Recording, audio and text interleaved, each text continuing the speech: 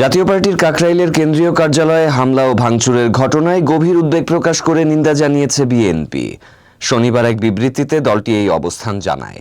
বিবৃতিতে বলা হয়, জাতীয় পার্টির কার্যালয়ে হামলা ও অগ্নিসংযোগের ঘটনা জুলাই গণঅভ্যুত্থানের পরে গণতান্ত্রিক রাষ্ট্র সমাজ বিনির্মাণের প্রত্যাশা পূরণে জনমনে বিভ্রান্তি ও হতাশা সৃষ্টি করবে। এই বিবৃতিতে স্বাক্ষর করেছেন বিএনপি সিনিয়র যুগ্ম মহাসচিব রুহুল কবির রিজভী।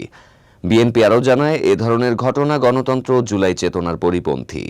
ভিন্ন মত থাকা স্বাভাবিক, তবে শক্তি প্রয়োগের মাধ্যমে মত প্রকাশের স্বাধীনতাকে বাধাগ্রস্ত করা কেবল স্বৈরাচারী মানসিকতারই বহিঃপ্রকাশ। বিবৃতিতে জোর দিয়ে বলা হয়, প্রকৃত গণতন্ত্রে বহু দলের অস্তিত্ব অপরিহার্য। কোনো রাজনৈতিক দলের সাংগঠনিক কর্মকাণ্ড অব্যাহত থাকবে কিনা কিংবা দলটির টিকে থাকার ইচ্ছা নির্ভর করে জনগণের ইচ্ছা অনিচ্ছার উপর। তাই হুমকি, হামলা বা হিংসাত্মক আচরণের মাধ্যমে ভয়ভীতি সৃষ্টি করে কোনো রাজনৈতিক দলের কার্যক্রম বন্ধ করে দেয়া সর্বজনীন বহুদলীয় গণতান্ত্রিক নীতির সাথে সামঞ্জস্যপূর্ণ নয়।